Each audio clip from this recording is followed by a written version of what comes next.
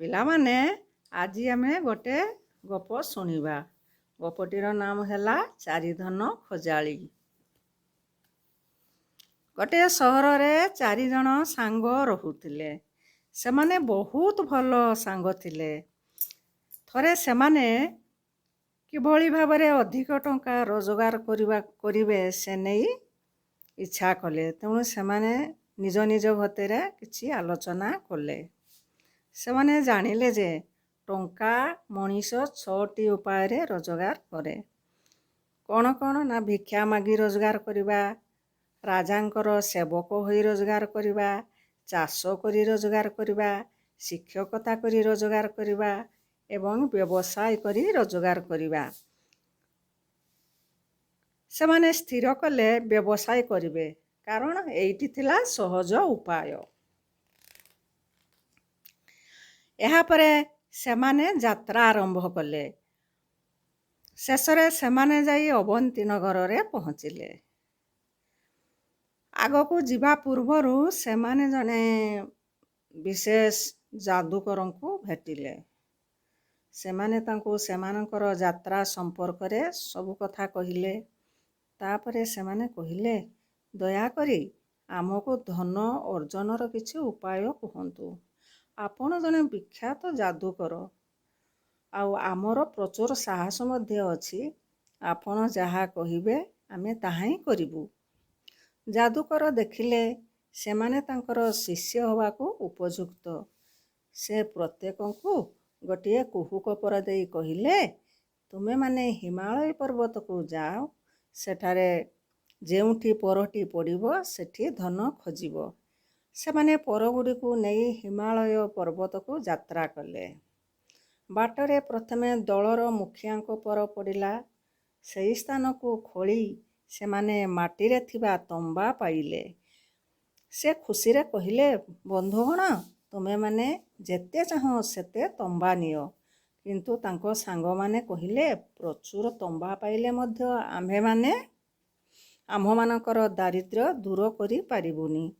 ସେ ଦଳ ମୁଖିଆ ତମ୍ବା ଧରି ଘରକୁ ଫେରି ଆସିଲେ। ଅଳ୍ପ କିଛି ବାଟ ଆଗକୁ ଯିବା ପରେ ଅନ୍ୟ ଗୋଟିଏ ପର ପଡ଼ିଲା। ଯେଉଁ ସାଙ୍ଗର ହାତରୁ ପରଟି ଖସି ପଡ଼ିଲା, ସେ ମାଲିକ ଦେଖିଲେ ସେଠାରେ ବହୁତ ରୂପା। ସେ ଆନନ୍ଦରେ କହିଲେ, ସାଙ୍ଗମାନେ, ଏଥର ତୁମେମାନେ ଯେତେ ପାରୁଛ ରୂପା ନିଅ।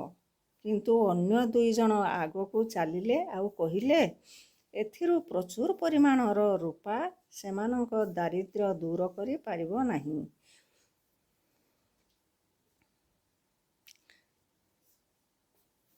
ତେଣୁ ଅନ୍ୟମାନେ ଆଗକୁ ଚାଲିଲେ ଓ ଦ୍ୱିତୀୟ ଜଣକ ମଧ୍ୟ ପ୍ରଚୁର ରୂପା ଧରି ଘରକୁ ଫେରିଲେ। ପରେ ତୃତୀୟ ଜଣକର ପର ପଡ଼ିଲା। ସେମାନେ ଗୋଟିଏ ଜାଗାରେ ପ୍ରଚୁର ସୁନା ପାଇଲେ। ଆନନ୍ଦରେ ଏହାର ମାଲିକ ଅନ୍ୟ ସାଙ୍ଗକୁ କହିଲେ, ଆମେ ସବୁ ମୂଲ୍ୟବାନ ଧାତୁ ପାଇଛୁ। ଆସ, ଏହାକୁ ନେଇ ଆମେ ଘରକୁ ଚାଲିଯିବା। ତାଙ୍କ ସାଙ୍ଗ କହିଲେ, ନିଶ୍ଚିତ, ଏହାପରେ ରତ୍ନ ମିଳିବ। ସେ ଆଗକୁ ଚାଲିଲେ ମଧ୍ୟ ତାଙ୍କ ସାଙ୍ଗ ପ୍ରଚୁର ସୁନା ସଂଗ୍ରହ କରି ଫେରି ଆସିଲେ।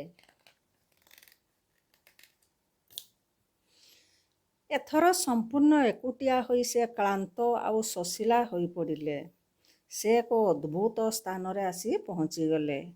ଗୋଟିଏ ଆବଡ଼ା ଖାବଡ଼ା ଚଟାଣରେ ସେ ଦେଖିଲେ ଜଣେ ରକ୍ତାକ୍ତ ବ୍ୟକ୍ତି ନିଜ ମଥା ଉପରେ ଗୋଟିଏ ଚକ୍ର ଘୂରାଇ ଆସୁଛନ୍ତି।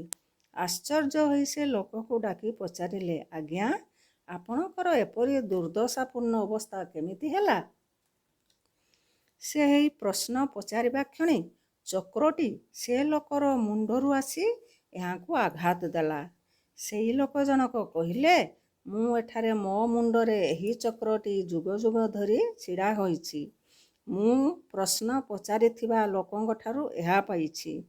ବର୍ତ୍ତମାନ ଅନ୍ୟ ଜଣେ ପରଧାରୀ ତୁମକୁ ପ୍ରଶ୍ନ ପଚାରିବା ପର୍ଯ୍ୟନ୍ତ ତୁମେ ଏଠି ଅପେକ୍ଷା କର। ସେ ଯାଏଁ ତୁମ୍ଭେ ଭୋକିଲା ହେବନି କି ମରିବନି। ଏହା କହି ଅପରିଚିତ ଜଣକ ସେଠୁ ଚାଲିଗଲେ। ପୂର୍ବରୁ ସୁନା ପାଇଥିବା ବ୍ୟକ୍ତି ତାଙ୍କ ସାଙ୍ଗର ଫେରିବା କାହିଁକି ଏତେ ଡେରି ହେଲା ଭାବି ସେଠାରେ ଆସି ପହଞ୍ଚିଗଲେ। ଆଖିରେ ଲୁହ ଭରି ସେ ଜଣକ ତାଙ୍କୁ ସବୁ କଥା କହିଲେ। ସୁନା ପାଇଥିବା ବ୍ୟକ୍ତି ଜଣକ ଦୁଃଖରେ କହିଲେ, କଥାରେ ଅଛି ପ୍ରତ୍ୟକ୍ଷ ଜ୍ଞାନଠାରୁ ଶିକ୍ଷାଗତ ଯୋଗ୍ୟତା କମ୍। ତୁମେ ଯଦି ମୋ ଉପଦେଶ ମାନି ଆଗକୁ ଯିବା ବନ୍ଦ କରିଥାନ୍ତ, ତେବେ ଏମିତି ମୂର୍ତ୍ତିଟିଏ ହୋଇଯାଇ ନଥାନ୍ତ। ଆଚ୍ଛା ପିଲାମାନେ, ଆଜି ଏତିକିରେ ଗପଟି ସରିଲା। ପୁଣି ଆଗାମୀ ଅଧ୍ୟାୟରେ ଆଉ ଗୋଟିଏ ନୂଆ ଗପ ଶୁଣିବ।